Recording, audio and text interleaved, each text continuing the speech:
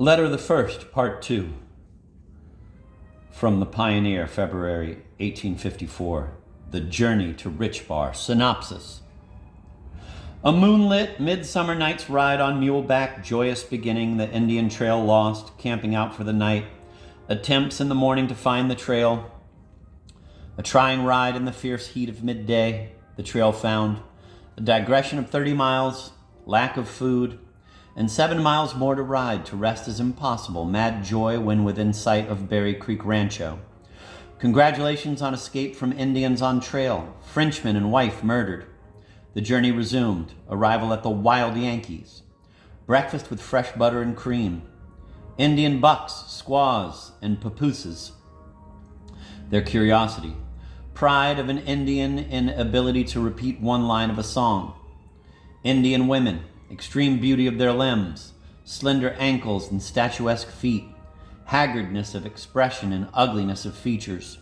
Girl of 16, a, quote, wildwood Cleopatra, end of quote. An exception to the general hideousness.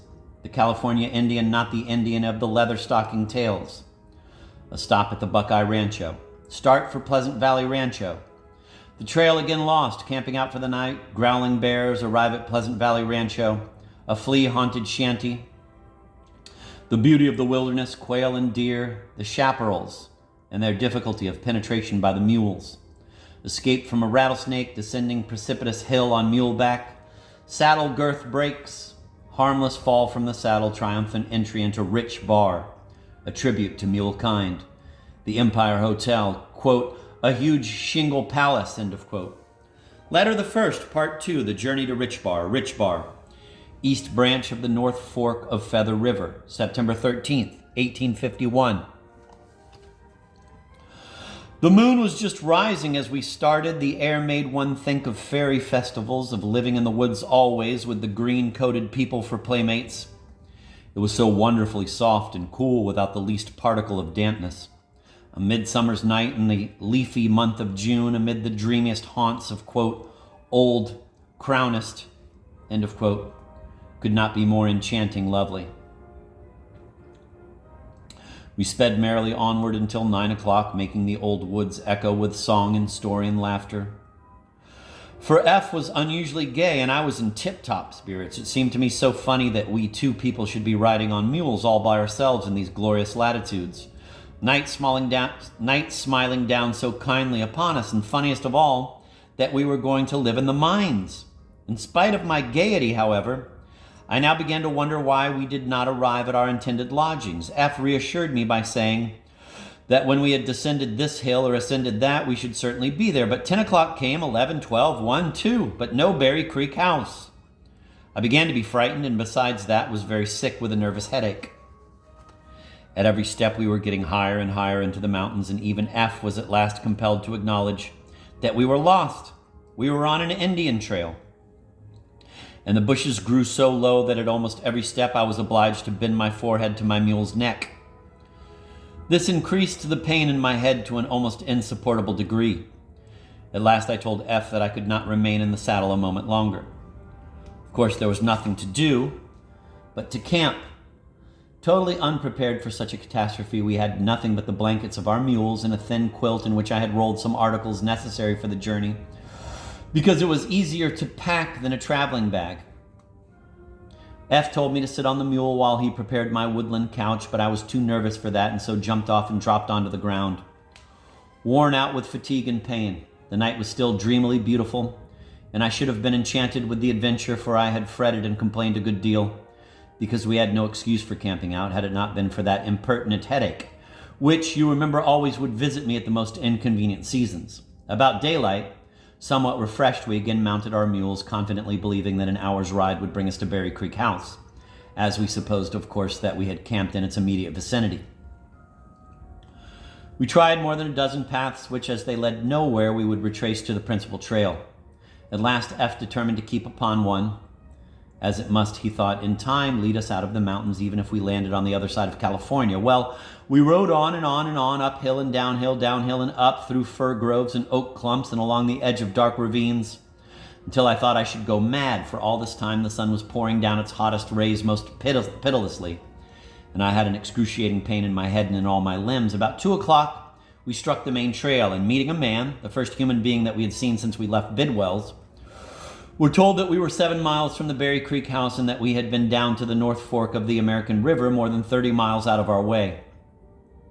This joyful news gave us fresh strength, and we rode on as fast as our worn-out mules could go. Although we had eaten nothing since noon the day before, I bore up bravely until we arrived within 2 miles of the rancho, when courage and strength both gave way, and I implored F to let me lie down under a tree and rest for a few hours. He very wisely refused, knowing that if I dismounted it would be impossible to get me onto my mule again, and we should be obliged to spend another night under the stars, which, in this enchanting climate, would have been delightful had we possessed any food. But knowing that I needed refreshment even more than I did rest, he was compelled to insist upon my proceeding.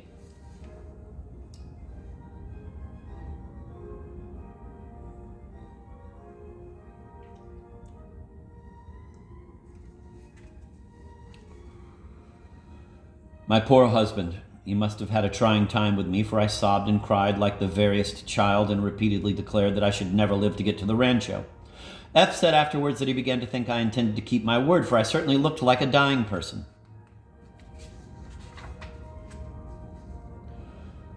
Oh, Mary, it makes me shudder when I think of the mad joy with which I saw that rancho.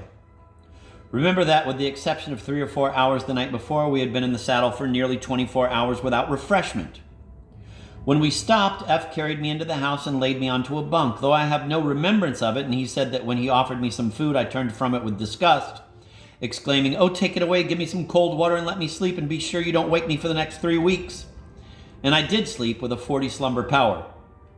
And when F came to me late in the evening with some tea and toast, I awoke, oh, so refreshed and perfectly well. For after all the great fuss which I had made, there was nothing the matter with me but a little fatigue.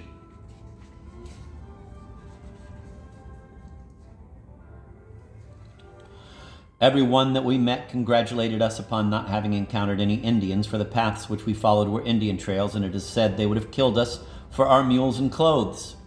A few weeks ago, a Frenchman and his wife were murdered by them. I had thought of the circumstances when we camped, but was too sick to care what happened. They generally take women captive, however, and who knows how narrowly I escaped becoming an Indian chieftainess, and feeding for the rest of my life upon roasted grasshoppers, acorns, and flower seeds? By the way, the last mentioned article of food strikes me as rather poetical than otherwise.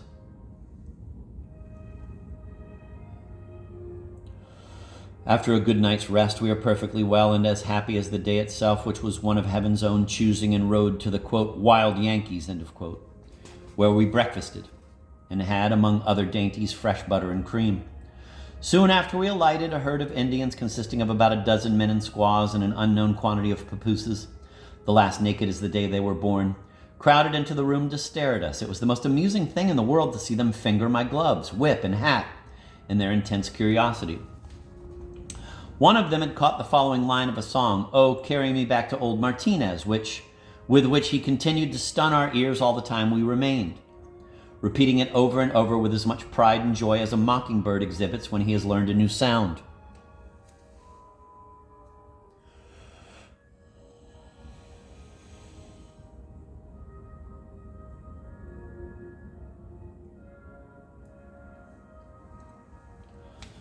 On this occasion, I was more than ever struck with what I have often remarked before, the extreme beauty of the limbs of the Indian women of California.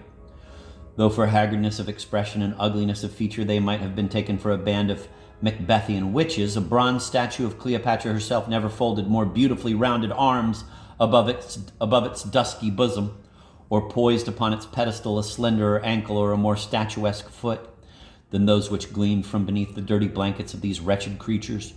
There was one exception, however, to the general hideousness of their faces. A girl of 16, perhaps, with those large, magnificently lustrous, yet at the same time soft eyes, so common in novels, so rare in real life, had shyly glided like a dark, beautiful spirit into the corner of the room. A fringe of silken jet swept heavily upward from her dusky cheek, athwart which the richest color came and went like flashes of lightning. Her flexible lips curved slightly away from teeth like strips of coconut meat. With a mocking grace infinitely bewitching, she wore a cotton chemise, disgustingly dirty, I must confess. Girt about her slender waist with a crimson handkerchief, while over her night-black hair, carelessly knotted beneath the rounded chin, was a purple scarf of knotted silk. Her whole appearance was picturesque in the extreme. She sat upon the ground with her pretty brown fingers languidly interlaced above her knee. Round as a period, as a certain American poet has so funnily said of a similar limb in his Diana, and smiled up into my face as if we were the dearest friends.